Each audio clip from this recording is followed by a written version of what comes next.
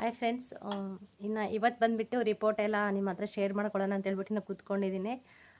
ಇವಾಗ ಗುಂಡ ಕೂಡ ಅಂಗನವಾಡಿಗೆ ಹೋದ. ಅವರಿಬ್ಬರನ್ನ ಆ ಕಡೆ ಕಳಿಸ್ಬಿಟ್ಟು ಈ ಕಡೆ ವಿಡಿಯೋ ಮಾಡ್ತಾ ಇದ್ದೀನಿ.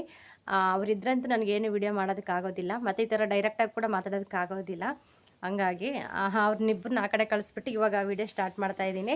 ಏನಿಲ್ಲ, ಮೊನ್ನೆ ಸ್ಕ್ಯಾನಿಂಗ್ ಮಾಡಿಸ್ಕೊಂಬಂದಿದ್ನಲ್ವಾ, ಅದಕ್ಕೆ ಅದ್ರ ರಿಪೋರ್ಟ್ ಬಗ್ಗೆ ಸ್ವಲ್ಪ ಹೇಳೋಣ ಅಂತ ಹೇಳಿಬಿಟ್ಟು ಕೂತ್ಕೊಂಡಿದ್ದೀನಿ. ಸ್ವಲ್ಪ ಸ್ಕ್ಯಾನಿಂಗ್ ರಿಪೋರ್ಟು ಮತ್ತು ಬ್ಲಡ್ ರಿಪೋರ್ಟ್ ಎಲ್ಲ ತೊಗೊಂಡ್ಬಿಟ್ಟು ಯಾವ ಥರ ಇದೆ ಅಂತ ಹೇಳಿಬಿಟ್ಟು, ಹಂಗಾಗಿ ನಿಮಗೂ ಕೂಡ ಹೆಲ್ಪ್ ಆಗ್ಬೋದು ಅನ್ನೋ ಒಂದೇ ಕಾರಣಕ್ಕೋಸ್ಕರ ಶೇರ್ ಮಾಡ್ಕೊಳ್ತೀನಿ. ಇನ್ನೊಂದು ಇರಲಿ, ಈ ವಿಡಿಯೋ ಇದ್ರೂ ನನಗೂ ಒಂಥರ ನೆನಪಾಗಿ ಉಳಿಯುತ್ತೋ ಅನ್ನೋಕ್ಕೋಸ್ಕರ ಕೂಡ ಮಾಡ್ತಾಯಿದ್ದೀನಿ. ಯಾಕೆಂದರೆ ಗಂಡನ ಪ್ರೆಗ್ನೆನ್ಸಿಯಲ್ಲಂತೂ ಏನು ಕೂಡ ನೆನಪು ಅನ್ನೋದೇ ಇಲ್ಲ ನನಗೆ. ಅದಕ್ಕೋಸ್ಕರ ಇದಾದರೂ ಇರಲಿ ನೆನಪಿಗೋಸ್ಕರ ಅಂತ ಹೇಳಿಬಿಟ್ಟು ಇನ್ನು ಮಾಡ್ಕೊತೀನಿ ಸ್ವಲ್ಪ ವೀಡಿಯೋ. ಮತ್ತು ಯಾರಾದರೂ ಹೊಸ್ದಾಗಿ ನನ್ನ ಚಾನಲ್ ನೋಡಿದ್ರೆ ಪ್ಲೀಸ್ ಸಬ್ಸ್ಕ್ರೈಬ್ ಮಾಡ್ಕೊಂಡು ಚಾನಲ್ ನೋಡಿ ಸಪೋರ್ಟ್ ಮಾಡಿ, ಮತ್ತು ನಿಮ್ಮ ಫ್ರೆಂಡ್ಸ್ಗೂ ಫ್ಯಾಮಿಲಿಗೆಲ್ಲ ಶೇರ್ ಮಾಡಿ. ಬನ್ನಿ ನೋಡೋಣ ರಿಪೋರ್ಟ್ ಯಾವ ಥರ ಇದೆ ಅಂತ ಹೇಳ್ಬಿಟ್ಟು. ಜಾಸ್ತಿ ಟೈಮ್ ವೇಸ್ಟ್ ಮಾಡೋದು ಬೇಡ. ಮತ್ತು ಇನ್ನೊಂದು ವಿಡಿಯೋ ಕೂಡ ತುಂಬ ಕಡಿಮೆ ಇರುತ್ತೆ, ಮತ್ತು ನಿಮಗೂ ಬೋರ್ ಆಗುತ್ತೆ ಅಂತ ಹೇಳ್ಬಿಟ್ಟು ಜಾಸ್ತಿ ಏನೂ ಮಾತಾಡೋದಕ್ಕೆ ಹೋಗೋದಿಲ್ಲ. ಮೇನ್ ಇಂಪಾರ್ಟೆಂಟ್ ಏನೇನು ಇದೆಯೋ ಅದು ಮಾತ್ರ ನಿಮ್ಮ ಹತ್ರ ಶೇರ್ ಮಾಡ್ಕೊಳ್ತೀನಿ. ಎಲ್ರಿಗೂ ಗೊತ್ತಿರುತ್ತೆ, ಆಲ್ಮೋಸ್ಟ್ ತುಂಬ ಜನಕ್ಕೆ ಹೆಣ್ಮಕ್ಳಿಗೆಲ್ಲ ಗೊತ್ತಿರುತ್ತೆ, ಇನ್ನು ಅದೇನಿಲ್ಲ. ಒಟ್ಟು ಅವರವರು ಇದು ನನ್ನ ರಿಪೋರ್ಟ್ ಏನಿದೆ ಅನ್ನೋದು ಕೂಡ ನಿಮ್ಮ ಹತ್ರ ಶೇರ್ ಮಾಡ್ಕೊಳ್ತೀನಿ. ಸದ್ಯ ಏನು ಕೂಡ ಪ್ರಾಬ್ಲಮ್ ಇಲ್ಲ, ಆರೋಗ್ಯವಾಗಿ ಇದ್ದೀನಿ. ಅದು ತುಂಬ ಖುಷಿ ವಿಚಾರ. ನೋಡೋಣ ಮುಂದೆ ಹೆಂಗಾಗುತ್ತೋ ಗೊತ್ತಿಲ್ಲ. ಸದ್ಯಕ್ಕೆ ಇವಾಗಿಂತ ಏನೂ ಪ್ರಾಬ್ಲಮ್ ಇಲ್ಲ. ನೋಡೋಣ ಬನ್ನಿ, ವೇಟು ಮತ್ತು ಬಿ ಪಿ, ಬ್ಲಡ್ಡು ಅದೆಲ್ಲ ಯಾವ ಥರ ಇದೆ ಅಂತ ಹೇಳ್ಬಿಟ್ಟು ಶೇರ್ ಮಾಡ್ಕೊಳ್ತೀನಿ. ನನಗೆ ಇದು ಬಂದುಬಿಟ್ಟು ದಿಂಡವಾರದಲ್ಲೇ ನಾನು ಬ್ಲಡ್ ಚೆಕಪ್ಪು ಮತ್ತು ವೆಯ್ಟ್ ಇದೆಲ್ಲ ಕೂಡ ಮಾಡಿಸ್ಕೊಂಡು ಹೋದೆ, ಮತ್ತು ಸ್ಕ್ಯಾನಿಂಗ್ ಕೂಡ ಇನ್ನು ದಿಂಡವಾರದಲ್ಲೇ ಡಾಕ್ಟರ್ ಬಂದಿದ್ದರು, ಅವ್ರ ಹತ್ರನೇ ಸ್ಕ್ಯಾನಿಂಗ್ ಕೂಡ ಬರ್ಸ್ಕೊಂಡು ಹೋಗಿದ್ದೆ. ಅದು ಇದು ಇನ್ನು ಬ್ಲಡ್ ಟೆಸ್ಟ್ ಕೊಟ್ಟ ತಕ್ಷಣವೇ ಇದೆಲ್ಲ ಅವರು ರಿಪೋರ್ಟ್ ಎಲ್ಲ ಬರ್ಕೊಡ್ತಾರೆ, ಈ ಥರ ಮಾಡಿದ್ದೀವಿ ಅಂತ ಹೇಳಿಬಿಟ್ಟು. ಆಮೇಲೆ ಬಂದು ಇನ್ನು ಅವ್ರ ಸೈನ್ ಅದೆಲ್ಲ ಹಾಕಿರ್ತಾರೆ ಮತ್ತು ಬ್ಲಡ್ ಟೆಸ್ಟ್ ಎಲ್ಲ ಮಾಡಿರ್ತಾರಲ್ಲ ಅವ್ರದ್ದು. ಇವ್ರು ಬಂದುಬಿಟ್ಟು ಪೆನ್ನೆಲ್ಲ ಬರ್ಕೊಟ್ಟಿದ್ದಾರೆ, ಕಂಪ್ಯೂಟರ್ದು ಅದೆಲ್ಲ ಏನೂ ವ್ಯವಸ್ಥೆ ಇಲ್ಲ. ಇನ್ನು ಪೆನ್ನಲ್ಲೇ ಬರೆದಿದ್ದಾರೆ ಯಾವ ಥರ ಇದೆ ಅಂತ ಹೇಳ್ಬಿಟ್ಟು. ಇನ್ನು ಫಸ್ಟ್ನಿಗೆ ಬಂದುಬಿಟ್ಟು ಬ್ಲಡ್ಡು ಎಷ್ಟಿದೆ ಅಂತ ಹೇಳ್ಬಿಟ್ಟು, ಸದ್ಯ ಇವಾಗಂತೂ 10.6 ಗ್ರಾಮ್ ಇದೆ, ಪರವಾಗಿಲ್ಲ. ಇನ್ನು ಹೋಗ್ತಾ ಹೋಗ್ತಾ ತುಂಬ ಇಂಪ್ರೂವ್ಮೆಂಟ್ ಕೂಡ ಆಗಬೇಕು. ಇನ್ನು ನೆಕ್ಸ್ಟ್ ಹೇಳ್ತೀನಿ ಯಾವ ಥರ ಅಂತ ಹೇಳಿಬಿಟ್ಟು. ನಾನು ಸದ್ಯಕ್ಕೆ ಈಗ ಬಂದುಬಿಟ್ಟು 3 ಮಂತ್ಸ್ ನಮ್ಮದು, ಹಂಗಾಗಿ 10 ಪಾಯಿಂಟ್ ಇದೆ, ಪರವಾಗಿಲ್ಲ, ಚೆನ್ನಾಗಿದೆ. ಅಂದರೆ ಬ್ಲಡ್ ಗ್ರೂಪ್ ಬಂದುಬಿಟ್ಟು ಬಿ ಪಾಸಿಟಿವ್ ನಮ್ಮದು. ಇನ್ನು ಇದೆಲ್ಲ ಬರೆದಿರ್ತಾರೆ, ನನಗೂ ಅಷ್ಟೊಂದು ಸರಿಯಾಗಿದ್ದಿಲ್ಲ. ಬಟ್ ಎಲ್ಲ ಕೂಡ ಇದರಲ್ಲಿ HIV ಮತ್ತು ಯೂರಿನು, ಶುಗರು ಎಲ್ಲ ಕೂಡ ಇದರಲ್ಲಿ ಆ್ಯಡ್ ಮಾಡಿದ್ದಾರೆ. ಅದೆಲ್ಲ ಕೂಡ HIV ಎಲ್ಲ ನೆಗೆಟಿವ್, ಅದೆಲ್ಲ ಮತ್ತು ಶುಗರ್ ಎಲ್ಲ ನಾರ್ಮಲ್ ಇದೆ, ಏನು ಪ್ರಾಬ್ಲಮ್ ಇಲ್ಲ. ಎಲ್ಲ ಕೂಡ ಕರೆಕ್ಟಾಗಿದೆ ಅಂತಲೇ ಇದರಲ್ಲಿ ಕೊಟ್ಟಿದ್ದಾರೆ. ಏನು ಗೊತ್ತಾ, ಇದನ್ನು ಡಾಕ್ಟ್ರ್ ಹತ್ರ ಹೋಗಿ ತೋರಿಸಿದ ತಕ್ಷಣವೇ ಅವರು ಪರವಾಗಿಲ್ಲ, ಎಲ್ಲನೂ ಆರಾಮಿದೆ, ಚೆನ್ನಾಗಿದೆ, ಬಟ್ ಮೆಡಿಷನ್ ಏನು ತೊಗೋಬೇಡಿ ಸದ್ಯಕ್ಕೆ, ಇವಾಗ ಎಲ್ಲ ನಾರ್ಮಲ್ ಆಗಿದೆ ಅಂತ ಹೇಳ್ಬಿಟ್ಟು. ಅಲ್ಲಿಗೂ ಕೇಳಿದೆ, ಏನಾದರೂ ಮೆಡಿಷನ್ ಬರ್ಕೊಡ್ತೀರೋ ಹೊರಗಡೆ ಅಂದರೆ, ಸದ್ಯಕ್ಕೆ ಇವಾಗ ಏನು ಬೇಡಮ್ಮ, ಎಲ್ಲ ಚೆನ್ನಾಗಿದೆ, ಸ್ವಲ್ಪ ಚೆನ್ನಾಗೇ ತಿನ್ಕೊಂಡು ಸ್ವಲ್ಪ ಚೆನ್ನಾಗಿದ್ದರೆ ಆರೋಗ್ಯವಾಗಿ ಏನೂ ತೊಂದರೆ ಇಲ್ಲ, ಮೆಡಿಷನ್ ಏನು ತೊಗೊಳ್ಳೋ ಅವಶ್ಯಕತೆಯೇ ಇಲ್ಲ ಅಂತ ಹೇಳಿದರು. ಅದೇನೋ ನನಗೂ ಕೂಡ ಸರಿಯಾಗಿ ಗೊತ್ತಾಗಲಿಲ್ಲ. ಸರಿ ಬಿಡು ಅಂತ ಹೇಳ್ಬಿಟ್ಟು ಇದು ತೋರಿಸ್ಕೊಂಬಿಟ್ಟು ಇನ್ನು ಸ್ಕ್ಯಾನಿಂಗ್ ಬರ್ಸ್ಕೊಂಡು ಸೀದಾ ಹಿರಿಯೂರು ಕಡೆ ಹೋದ್ವಿ. ಇನ್ನು ಇಲ್ಲಿ ಬಂದುಬಿಟ್ಟು ನೋಡ್ಬೋದು, ನಂದು ಬಿ ಪಿ ಬಂದುಬಿಟ್ಟು 101/68 ಇದೆ, ತೂಕ ಬಂದುಬಿಟ್ಟು 51 kg ಇದ್ದೀನಿ. ತೂಕದ ವಿಷಯಕ್ಕೆ ಬಂದರೆ ಸ್ವಲ್ಪ ಇದು, ನಾನು ಮುಂಚೆ ಊರಿಂದ ಬಂದ ತಕ್ಷಣವೇ ಯಾವತ್ತೂ ಕೂಡ ನನಗೆ ಕಡಿಮೆ ಆಗ್ತಾಯಿರಲಿಲ್ಲ, 55, 56 ಇರ್ತಾಯಿದ್ದೆ. ಏನಕ್ಕೋ ಈ ಸತಿ ಅಂತೂ ಫುಲ್ಲು ಡೌನ್ ಆಗಿಬಿಟ್ಟಿದ್ದೀನಿ. 51 kg ಇದ್ದೀನಿ. ನಾನು 55 kg ಇದ್ದೆ, 55 kg ಇರೋಳು 4 kg ಕಮ್ಮಿ ಆಗಿದ್ದೀನಿ. ಬಟ್ ಇವಾಗಿಂದ ಕಮ್ಮಿ ಹಾಗೇ ಇಲ್ಲ. ಇದು ಬಂದುಬಿಟ್ಟು ನಮ್ಮ ವೇಟ್ ಇರುತ್ತೆ ಅಷ್ಟೇ ಇದು. ಇನ್ನು ನೆಕ್ಸ್ಟು 5ನೇ ತಿಂಗಳಿಂದ ಕೂಡ ಪಾಪು ವೇಟ್ ಕೂಡ ಇದರಲ್ಲಿ ಆ್ಯಡ್ ಆಗುತ್ತೆ. ಇನ್ನು ಪಾಪು ವೇಟು ಮತ್ತು ನಮ್ಮ ವೇಟು ಎಲ್ಲ ಕೂಡ ಮಿಕ್ಸ್ ಆಗಿಬಿಟ್ಟು ಸಖತ್ತು ವೇಟ್ ಆಗುತ್ತೆ, ಇದು ವೇಟ್ ಗೇನ್ ಆಗುತ್ತೆ. ಇದು ಬಂದುಬಿಟ್ಟು ಪ್ರೆಸೆಂಟ್ ಇವಾಗ 51 kg ಇದ್ದೀನಿ. 55, 56 kg ಇರೋಳು 51 kgಗೆ ಬಂದಿದ್ದೀನಿ. ಮತ್ತು ಹೋಗ್ತಾ ಹೋಗ್ತಾ ಸ್ವಲ್ಪ ಚೆನ್ನಾಗಿ ಇಂಪ್ರೂವ್ಮೆಂಟ್ ಆಗಬೇಕು. ವೇಟ್ ಕೂಡ ತುಂಬ ಮುಖ್ಯ ಆಗುತ್ತೆ ಇದರಲ್ಲಿ, ಅಂದರೆ ಹೆವಿ ವೇಟ್ ಆಗೋ ಹಾಗಿಲ್ಲ, ಅದಕ್ಕೆ ಪರ್ಫೆಕ್ಟಾಗಿ ಇಷ್ಟು ಅಂತ ಇರುತ್ತೆ. ಅದು ಮುಂದೆ ಅಂದರೆ ನೆಕ್ಸ್ಟು ಸ್ಕ್ಯಾನಿಂಗ್ ಅದೆಲ್ಲ ಬ್ಲಡ್ ರಿಪೋರ್ಟು ಮತ್ತು ತೂಕ ಅದೆಲ್ಲ ಮಾಡಿಸ್ಕೊಬರ್ತೀನಲ್ಲ, ಆವಾಗ ನಿಮ್ಮ ಹತ್ರ ಶೇರ್ ಮಾಡ್ಕೊಳ್ತೀನಿ. ಇವಾಗ ಪ್ರೆಸೆಂಟ್ ಬಂದುಬಿಟ್ಟು 51 ಇದ್ದೀನಿ. ಇನ್ನು ಬಿ ಪಿ ಎಲ್ಲ ಕೂಡ ನಾರ್ಮಲಾಗೇ ಇದೆ, ಏನು ಕೂಡ ತೊಂದರೆ ಇಲ್ಲ, ನೋಡ್ತಾ ಇರ್ಬೋದು. ಇನ್ನು ಡಾಕ್ಟರ್ ಕೂಡ ಇದು ಬರ್ಕೊಟ್ರು, ಸ್ಕ್ಯಾನಿಂಗ್ ಬರ್ಕೊಟ್ರು, ಹೋಗಿ ತೋರಿಸ್ಕೊಬನ್ನಿ ಅಂತ ಹೇಳ್ಬಿಟ್ಟು.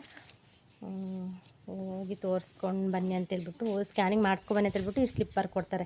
ಇದೆಲ್ಲ ಕೂಡ ಹಳ್ಳಿಲೇ ಬರ್ಸಿ ತೋರಿಸಿದ್ದು, ಹಳ್ಳಿ ಹಾಸ್ಪಿಟಲಲ್ಲೇ, ಗೌರ್ಮೆಂಟ್ ಹಾಸ್ಪಿಟಲಲ್ಲಿ. ಇನ್ನು ಹಿರಿಯೂರಲ್ಲಿ ನೆಕ್ಸ್ಟು ಹೋಗ್ತೀನಲ್ವ ಆವಾಗ ಅಲ್ಲಿ ಬರ್ಸ್ಕೊಂಡು ಅಲ್ಲಿ ಹೋಗಬೇಕು. ಇಲ್ಲೇ ವ್ಯವಸ್ಥೆ ಇದ್ರಂತೂ ಇಲ್ಲೇ ತೋರಿಸ್ಕೊಂಡು ಹೋಗ್ಬೋದು. ಇಲ್ಲಿ ಡಾಕ್ಟ್ರದ್ದು ಸ್ವಲ್ಪ ಅಷ್ಟೊಂದು ವ್ಯವಸ್ಥೆ ಇಲ್ಲ. ಅವರು ವಾರಕ್ಕೆ 2 ಸತಿ 3 ಸರಿ ಬರ್ತಾರೆ, ಮತ್ತು ನೆಕ್ಸ್ಟು ಮಿಕ್ಕಿರೋ ದಿನಗಳು ಬೇರೆ ಊರಿಗೆ ಹೋಗ್ತಾರಂತೆ. ಹಂಗಾಗಿ ಸ್ವಲ್ಪ ನಮಗೆ ಇದಾಗುತ್ತೆ. ಅದಕ್ಕೆ ಅಂದರೆ ಡೈಲಿ ಯಾವ ಡಾಕ್ಟರ್ ಹತ್ರ ತೋರಿಸ್ತೀವೋ, ಯಾವ ಡಾಕ್ಟರು ನಮಗೆ ಇರ್ತಾರೋ ಆ ಡಾಕ್ಟ್ರ್ ಹತ್ರ ಹೋಗಿ ತೋರಿಸ್ಕೊಳ್ಳೋದೇ ಬೆಸ್ಟು. ಯಾಕೆಂದರೆ ಇವರು ಸರಿಯಾಗಿ ಸಿಗೋದಿಲ್ಲ, ಏನಿಲ್ಲ. ಮತ್ತು ಅವರೆಲ್ಲ ಬೇರೆ ಬೇರೆ ಊರಿಗೆಲ್ಲ ಹೋಗಿರ್ತಾರೆ, ಹುಡ್ಕೊಂಡು ಹೋಗೋದಕ್ಕೂ ಆಗೋದಿಲ್ಲ. ಅದಕ್ಕೆ ಡಾಕ್ಟರ್ನ ನೋಡಿಬಿಟ್ಟು ನಾವು ಚಾಯ್ಸ್ ಮಾಡಬೇಕಾಗುತ್ತೆ. ನೆಕ್ಸ್ಟ್ ಬಂದುಬಿಟ್ಟು ಇನ್ನು ಇದು ಬಂದುಬಿಟ್ಟು ಇದು ಪಾಪುದು ಸ್ಕ್ಯಾನಿಂಗ್ ರಿಪೋರ್ಟು. ನಾನು ಬಂದುಬಿಟ್ಟು ಸಾಯಿ ಶ್ರೀನಿವಾಸರಲ್ಲಿ ಇದು ಸ್ಕ್ಯಾನಿಂಗ್ ಮಾಡಿಸೋದು. ಕಂಪಲ್ಸರಿ ಎಲ್ಲ ಕಡೆನೂ ಇದೇ ಬರ್ಕೊಡ್ತಾರೆ, ಇಲ್ಲಿಗೆ ಬರ್ಕೊಡ್ತಾರೆ ಸ್ಕ್ಯಾನಿಂಗ್ ಮಾಡಿಸೋದಕ್ಕೆ. ತುಂಬ ಜನ ಬರ್ತಾ ಇರ್ತಾರೆ ಇಲ್ಲಿಗೆ, ಸಖತ್ತು ಜನ ಇದ್ದಾರೆ. ಇದು ಮುಂಚೆ ಬೇರೆ ಕಡೆ ಇತ್ತು, ಮತ್ತು ಇವಾಗ ಕೂಡ ಇಲ್ಲಿ ಬೇರೆ ಕಡೆ ಶಿಫ್ಟ್ ಆಗಿದೆ. ಇಲ್ಲೆಲ್ಲ ಕೂಡ ಅಡ್ರೆಸ್ ಎಲ್ಲ ಕೊಟ್ಟಿದ್ದಾರೆ, ನೋಡ್ತಾ ಇರ್ಬೋದು, ಫೋನ್ ನಂಬರ್ ಎಲ್ಲ ಕೊಟ್ಟಿದ್ದಾರೆ. ಇನ್ನು ಇಲ್ಲಿ ಬಂದರೆ ನನಗೆ EDD ಬಂದುಬಿಟ್ಟು, ಅಂದರೆ ಡೆಲಿವರಿ ಡೇಟ್ ಬಂದುಬಿಟ್ಟು 6ನೇ ತಾರೀಕು 12ನೇ ತಿಂಗಳು ಕೊಟ್ಟಿದ್ದಾರೆ. 6ನೇ ತಾರೀಕು ಮಿಸ್ ಆದರೆ 7ನೇ ತಾರೀಕು ಕಂಪಲ್ಸರಿ ಕೊಟ್ಟಿದ್ದಾರೆ. 2 ಡೇಟ್ ಕೊಟ್ಟಿದ್ದಾರೆ ಇದರಲ್ಲಿ, 6ನೇ ತಾರೀಕಾದರೂ ಇಲ್ಲ 7ನೇ ತಾರೀಕಾದರೂ. ಇನ್ನು ಡಿಸೆಂಬರ್ ತಿಂಗಳಲ್ಲೇ ಬರುತ್ತೆ. ಅದು ಬಂದುಬಿಟ್ಟು ಇದೇ ವರ್ಷದಲ್ಲೇ ಬರುತ್ತೆ, ಲಾಸ್ಟ್ ಮಂತ್ ಬರುತ್ತೆ. ಡಿಸೆಂಬರ್ ತಿಂಗಳಲ್ಲಿ ಡೆಲಿವರಿ ಡೇಟ್ ಕೊಟ್ಟಿದ್ದಾರೆ. ಇನ್ನು ಈ ಕಡೆ ಬಂದರೆ ಆಲ್ಮೋಸ್ಟ್ ಎಲ್ರಿಗೂ ಗೊತ್ತಿರುತ್ತೆ ಇದು ಎಲ್ಲ ಕೂಡ, ಇನ್ನು ಹೇಳೋದೇನೇನಿಲ್ಲ. ಪಾಪುದೆಲ್ಲ ಮತ್ತು ಇಲ್ಲಿ ಬಂದುಬಿಟ್ಟು ಸಿಂಗಲ್ ಇದೆ, ಸಿಂಗಲ್ ಪಾಪು ಇದೆ. ಟ್ವಿನ್ಸ್ ಇದ್ದರೂ ಟ್ವಿನ್ಸ್ ಅಂತ ಬರುತ್ತೆ, ಇಲ್ಲ ಡಬಲ್ ಅಂತಲೇ ಬರುತ್ತೆ. ಮತ್ತು CRL ಎಷ್ಟು ಪಾಪು ಉದ್ದ ಅದೆಲ್ಲ ಕೂಡ ಇದರಲ್ಲೆಲ್ಲ ಮೆನ್ಷನ್ ಮಾಡಿರ್ತಾರೆ. ಮತ್ತು ಹಾರ್ಟ್ ರೇಟ್ ಎಲ್ಲ ಕೂಡ ಕೊಟ್ಟಿರ್ತಾರೆ ಎಷ್ಟಿದೆ ಅಂತ ಹೇಳ್ಬಿಟ್ಟು. ನನಗೆ ಪ್ರೆಸೆಂಟ್ ಬಂದುಬಿಟ್ಟು ಇವಾಗ 12 ವಾರ ಇದೆ, ಕರೆಕ್ಟಾಗಿ 3 ಮಂತ್ಸ್ ಇದೆ ನನಗೆ, ಹೆಚ್ಚು ಕಮ್ಮಿನೇ ಇಲ್ವಾ. ಇವಾಗ 3 ಮಂತ್ಸಲ್ಲಿ ನಡೀತಾ ಇದೆ. ಇನ್ನು 1ನೇ ತಾರೀಕು ಬಂದರೆ 3 ಕಂಪ್ಲೀಟಾಗಿ 4ಗೆ ಬೀಳುತ್ತೆ ನನಗಿವಾಗ.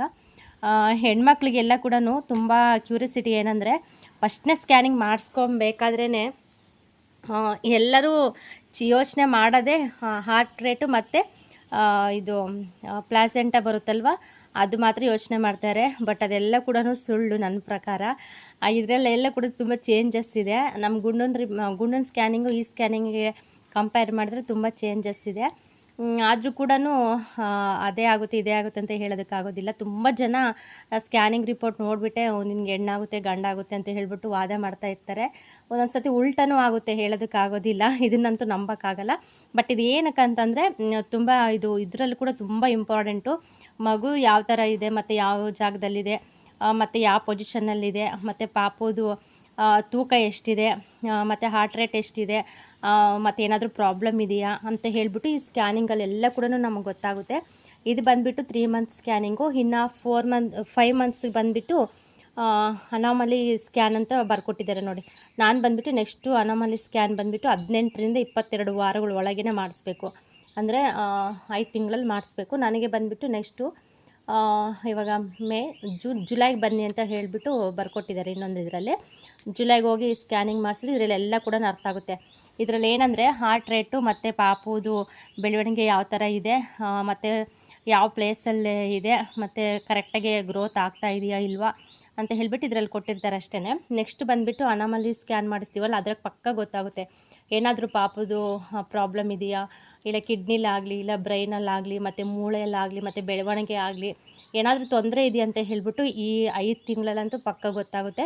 ಅದರಲ್ಲಿ ಏನೇ ಪ್ರಾಬ್ಲಮ್ ಇದ್ದರೂ ಕೂಡ ಅವರು ಕರೆಕ್ಟಾಗಿ ಹೇಳ್ಬಿಟ್ಟು ಕ್ಲಿಯರ್ ಮಾಡ್ತಾರೆ. ಇದಕ್ಕಿಂತ ಇಂಪಾರ್ಟೆಂಟ್ ಏನಂದರೆ ನಮಗೆ 5 ತಿಂಗಳು ಸ್ಕ್ಯಾನಿಂಗು, ಅದಂತೂ ಸಖತ್ತು ಇದರಲ್ಲಿರುತ್ತೆ. ಆಗಲೇ ಇದು ಸೈಡ್ಗಿಟ್ರಂತೂ ಇವಾಗ ನೆಕ್ಸ್ಟು ಟೆನ್ಷನ್ನು ಅದಾಗಿರುತ್ತೆ. ಹಾಗೆ ಏನೇ ಆಗಲಿ ಸ್ವಲ್ಪ ಹುಷಾರಾಗಿ ಹೊಟ್ಟೆ ತುಂಬ ಊಟ ಮಾಡಿಕೊಂಡು ಹೆಲ್ದಿ ಫುಡ್ ತೊಗೊಂಡು ಚೆನ್ನಾಗೇ ಇದ್ದರೆ ಏನು ಕೂಡ ತೊಂದರೆ ಇರೋದಿಲ್ಲ. ಸ್ವಲ್ಪ ಚಿಂತೆ ಯೋಚನೆ ಅದು ಇದು ಚಿಂತೆ ಮಾಡಿಕೊಂಡು ಸ್ವಲ್ಪ ಆರೋಗ್ಯದ ಕಡೆ ಗಮನ ಕೊಡಲಿಲ್ಲ ಅಂತಂದರೆ, ಮತ್ತು ಟೈಮ್ ಟು ಟೈಮ್ ಮೆಡಿಷನ್ ಏನು ತೊಗೊಳ್ಳಿಲ್ಲ ಅಂತಂದರೆ ಸ್ವಲ್ಪ ಏನಾದರೂ ಹಾಗೆ ಆಗ್ತಾ ಇರುತ್ತೆ. ಹಾಗಾಗಿ ಒಟ್ಟು ಟೋಟಲಿ ನಮಗೆ 5 ಮಂತ್ಸಲ್ಲಂತೂ ಕಂಪ್ಲೀಟಾಗಿ ಎಲ್ಲ ಕೂಡ ಗೊತ್ತಾಗುತ್ತೆ ಏನು ಎತ್ತ ಅಂತ ಹೇಳಿಬಿಟ್ಟು. ನೋಡೋಣ ನೆಕ್ಸ್ಟು. ನನಗೆ ಬಂದುಬಿಟ್ಟು ಹಾರ್ಟ್ ರೇಟ್ ಬಂದುಬಿಟ್ಟು ಇದು 153 ಇದೆ.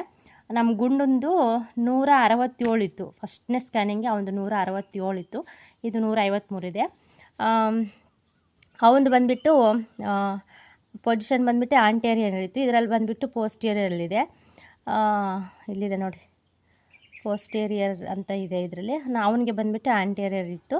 ಇದು ಕೂಡ ಚೇಂಜ್ ಇದೆ. ಇದೆಲ್ಲ ಕೂಡ ಅವನು ಸ್ಕ್ಯಾನಿಂಗಿಗೂ ಇದಕ್ಕೂ ತುಂಬ ವ್ಯತ್ಯಾಸ ಇದೆ ಬಿಡಿ. ಹೀಗೆ ನೋಡೋಣ, ದೇವ್ರಿಚ್ಛೆ, ದೇವ್ರಿಗೆ ಏನು ಕೊಡಬೇಕು ಅಂತ ಇರ್ತಾರೋ ಅದನ್ನೇ ಕೊಡೋದು. ನಾವು ಈಗ ಚೇಂಜ್ ಮಾಡೋದಕ್ಕಂತೂ ಆಗೋದಿಲ್ಲಲ್ವ. ಹಾಗಾಗಿ ಇನ್ನು ನನಗೆ ಈ ಡೇಟ್ ನೋಡಿಬಿಟ್ಟು ನನಗೆ ಅಂದರೆ ಜನವರಿಗಿನ ಬರುತ್ತೇನೆ 2027ರಲ್ಲಿ ಅಂತ ಅಂದ್ಕೊಂಡೆ. ಬಟ್ 2027 ಇಲ್ಲ, 2026 ಅಂದರೆ ಇದೇ ವರ್ಷನೇ. ನೋಡೋಣ ಹೆಂಗಾಗುತ್ತೋ ಗೊತ್ತಿಲ್ಲ. ಒಟ್ಟು ನೆಕ್ಸ್ಟು ಸ್ಕ್ಯಾನಿಂಗಲ್ಲಿ ಏನು ಎತ್ತ ಅಂತೇಳ್ಬಿಟ್ಟು ಪಕ್ಕ ಗೊತ್ತಾಗುತ್ತೆ. ನನಗೆ ಟೆನ್ಷನ್ ಅಂತಂದರೆ ನನಗೆ ಈ ಸ್ಕ್ಯಾನಿಂಗಲ್ಲೇ, ಈ ಸ್ಕ್ಯಾನಿಂಗ್ ಒಂದು ಕರೆಕ್ಟಾಗಿ ನನಗೆ ಬಂದುಬಿಟ್ರಂತೂ ಇನ್ನೇನು ಟೆನ್ಷನ್ ಇರೋದಿಲ್ಲ. ಹಾಗಾಗಿ ಇಷ್ಟು ಸ್ಕ್ಯಾನಿಂಗ್ದಿದೆ ನೋಡ್ತಾ ಇರ್ಬೋದು. ಎಲ್ಲ ಕೂಡ ನಾರ್ಮಲ್ ಇದೆ, ಏನೂ ಕೂಡ ತೊಂದರೆ ಇಲ್ಲ, ಏನೂ ಪ್ರಾಬ್ಲಮ್ ಇಲ್ಲ. ಇನ್ನು ಈ ಕಡೆ ಬಂದರೆ ಸ್ಕ್ಯಾನಿಂಗ್ದು ಎಲ್ಲ ನೀಟಾಗಿ ಸ್ಕ್ಯಾನ್ ಮಾಡಿ ನೋಡಿರ್ತಾರಲ್ವ. ಇಲ್ಲಿ ನೋಡಿ ಯಾವ ಥರ ಕಾಣಿಸ್ತಿದೆ ಅಂತ ಹೇಳ್ಬಿಟ್ಟು. ಇದರಲ್ಲಂತೂ ನಮ್ಗೆ ಏನೂ ಗೊತ್ತಾಗೋದಿಲ್ಲ ಬಿಡಿ, ಸುಮ್ಮನೆ ಚಿತ್ರವನ್ನು ನೋಡಬೇಕಷ್ಟೇ. ಏನೋ ಗೊತ್ತಿರೋದು ಸ್ವಲ್ಪ ಗೊತ್ತಿರುತ್ತೆ, ಬಟ್ ನನಗಂತೂ ಏನು ಕೂಡ ಗೊತ್ತಾಗೋದಿಲ್ಲ. ಏನು ಸುಮ್ಮನೆ ಚಿತ್ರವನ್ನು ನೋಡ್ತಿರ್ತೀನಿ ಅಷ್ಟೇ, ನೋಡಿಬಿಟ್ಟು ಖುಷಿ ಪಡೋದು ಅಷ್ಟೇ. ಇಲ್ಲಿ ನೋಡ್ಬೋದು ಎಲ್ಲ ಕೂಡ ಪ್ರತಿಯೊಂದೂ ತೋರಿಸಿರ್ತಾರೆ. ಈ ಥರ ಇರೋದಿಲ್ಲ, ತುಂಬ ಚಿಕ್ಕದಾಗಿರುತ್ತೆ. ಬಟ್ ಇದರಲ್ಲೆಲ್ಲ ನೀಟಾಗಿ ಝೂಮ್ ಮಾಡಿ ಇದು ಮಾಡಿರ್ತಾರಲ್ವ, ನಮಗೆ ಪಕ್ಕ ಈ ಥರ ಕಾಣಿಸ್ತಾ ಇರುತ್ತೆ. ಮತ್ತು ನೋಡ್ಬೋದು ಹಾರ್ಟ್ ರೇಟ್ ಅದೆಲ್ಲ ಕೂಡ ಕೊಟ್ಟಿದ್ದಾರೆ, ಮತ್ತು ಎಲ್ಲ ಮಾರ್ಕ್ ಮಾಡಿದ್ದಾರೆ. ಇದೆಲ್ಲ ನಮ್ಗೆ ಅರ್ಥ ಆಗೋಲ್ಲ, ಏನು ತಲೆನೋ ಕಾಲು ಏನೇನೋ ನಮ್ಗೆ ಅಷ್ಟು ಗೊತ್ತಾಗೋದಿಲ್ಲ ಇದರಲ್ಲಿ. ಅದರೆಲ್ಲ ಮಾರ್ಕ್ ಮಾಡಿ ಇದು ಮಾಡಿದ್ದಾರೆ ನೋಡ್ಬೋದು. ನನಗೂ ಇದೇ ಮುಂಚೆ ಗುಂಡನಿಗೆ ಈ ಥರ ಸ್ಕ್ಯಾನಿಂಗ್ ಇರಲಿಲ್ಲ, ಈ ಥರ ಒಂದು ಕಾಣಿಸ್ತಾ ಇತ್ತು ಅಷ್ಟೇ. ಈ ಥರ ಎಲ್ಲ ಏನು ಕೂಡ ಮಾರ್ಕ್ ಮಾಡಿರೋದಾಗಲಿ ಮತ್ತು ಈ ಥರ ಹಾರ್ಟ್ ರೇಟ್ ಸೌಂಡ್ ಆಗಲಿ ಏನೂ ಕೂಡ ಕೊಟ್ಟಿರಲಿಲ್ಲ ಮುಂಚೆ. ಇವಾಗ ಇದೆಲ್ಲ ಕೂಡ ಕೊಟ್ಟಿದ್ದಾರೆ, ನೋಡ್ಕೋಬೇಕಷ್ಟೇ ನೀಟಾಗಿ. ಬಟ್ ಏನೂ ಪ್ರಾಬ್ಲಮ್ ಇಲ್ಲ, ಚೆನ್ನಾಗಿದೆ ಅಂತಲೇ ಹೇಳಿದ್ದಾರೆ. ಫ್ರೆಂಡ್ಸ್, ಇದೇ ನಂದು ಸಿಂಪಲ್ ರಿಪೋರ್ಟು. ಇನ್ನು ಎಲ್ಲ ಚೆನ್ನಾಗಿದೆ.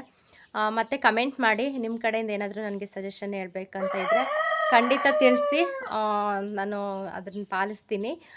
ಮತ್ತು ಆದಷ್ಟು ವೀಡಿಯೋ ನೋಡಿಬಿಟ್ಟು ಸಪೋರ್ಟ್ ಮಾಡಿ, ಫುಲ್ಲು ವೀಡಿಯೋ ನೋಡಿ. ಮತ್ತು ಸೆಂಟ್ರಲ್ಲೆಲ್ಲ ಅಂದರೆ ಓಡಿಸೋದು ಆ ಥರ ಎಲ್ಲ ಮಾಡಬೇಡಿ, ದಯವಿಟ್ಟು ಫುಲ್ಲು ವೀಡಿಯೋ ಮಾಡಿ ಸಪೋರ್ಟ್ ಮಾಡಿ. ಕೆಲವರೆಲ್ಲ ಬಂದುಬಿಟ್ಟು ಸುಮ್ಮನೆ ಸ್ಕಿಪ್ ಮಾಡಿ ಹೋಗ್ತಾ ಇರ್ತಾರೆ, ಅದೇ ಸ್ವಲ್ಪ ಬೇಜಾರು. ಬೆಳಗಾಗಿ ಎಲ್ಲ ಆಗೈತೆ, ಮುಂಜೆ ಅಂತೂ ಕೂಗ್ತಾನೇ ಇರುತ್ತೆ, ಯಾವಾಗಲೂ ಬೆಳಿಗ್ಗೆ ಸಾಯಂಕಾಲ ಕೂಗ್ತಾನೇ ಇರುತ್ತೆ, ಅದಕ್ಕೆ ಸೌಂಡು. ಓಕೆ ಫ್ರೆಂಡ್ಸ್, ಈ ಚಿಕ್ಕ ವೀಡಿಯೋ ಇಲ್ಲಿಗೆ ಎಂಡ್ ಮಾಡ್ತೀನಿ. ಸಿಗೋಣ ನೆಕ್ಸ್ಟ್ ವ್ಲಾಗಲ್ಲಿ.